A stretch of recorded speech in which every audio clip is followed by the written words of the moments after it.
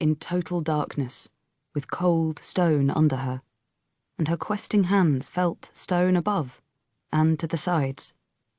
But the moment of panic that came with this realization ebbed as she remembered why this was so, and disappeared completely when she heard the voice. The voice of power and strength that made her feel complete, made her feel alive.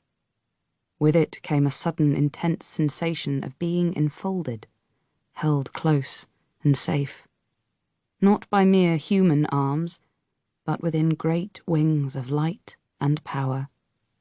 As you commanded long ago, that which you waited for has occurred, and so I awake you. How?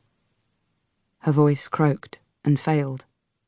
She swallowed, saliva moving in her mouth and throat for the first time in who knew how long. She had been stopped for a long time, just short of being dead, she knew. She would have seemed dead if anyone could have looked inside the tomb, though the remarkable preservation of her flesh would have given pause to any observers.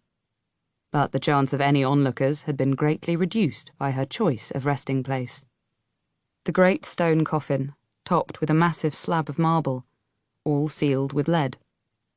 It would have been natural for her to ask how long she had been in the coffin, but that was not her first question. She thought only of what was needful, for her all-consuming plan. How many suitable candidates are ready?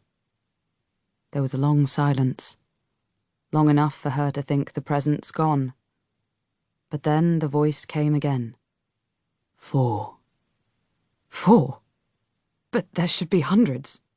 4, repeated the voice. For a moment, fury coursed through her, extreme anger that her plans, her destiny, should once again go awry. But she fought the anger down, though she had hoped for many more possible candidates to allow for error or mischance. 4 should be enough. Even 1 might suffice. Where are they? In 4 places in Sarantz. But they will come together. Soon. And the order? It continues. You have shown them the signs of my awakening. I have shown the signs. I know not if any survive to see them, or if they have been acted upon. As you know, I am not entire, and mightily resisted. Only your will anchors me to your world.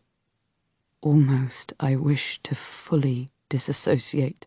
You will do as I commanded. She spoke urgently, her voice imbued with all her natural power and intense, concentrated will. I obey. I am yours entire. I can speak no longer, my... The voice stopped.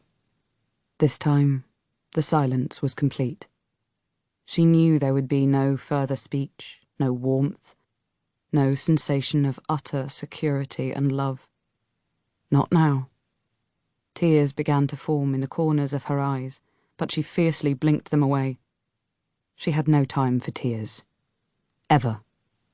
I love you, whispered the young woman.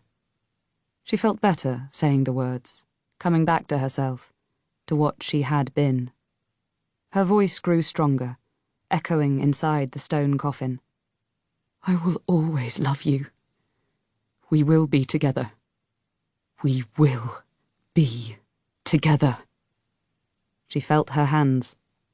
Her skin still had the soft, velvet smoothness of youth.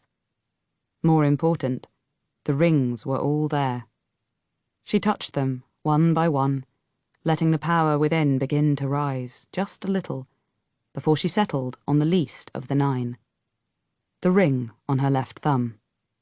Made from ancient electrum, the band held an oval of ivory, carved to show fine, feathery wings, almost obscuring a human face, painted, or perhaps enamelled, the eyes tiny rubies. The halo above the almost hidden face was a line of gold no wider than a hair. Masrathiel, whispered the woman in the coffin. Masrathiel, Masrathiel, come to my need.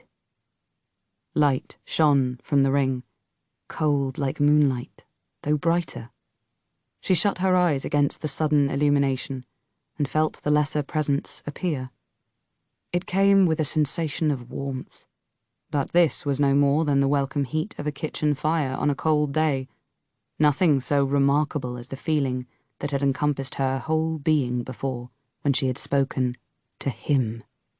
Similarly, she felt the rush of air as if from the folding of wings, and the faint, clear tone of a single harp string plucked far away. "Mazrathiel is here," said a faint whisper only she could hear. "What is your will? If it lies within my scope, it shall be done." The woman whispered, and Mazrathiel did her bidding.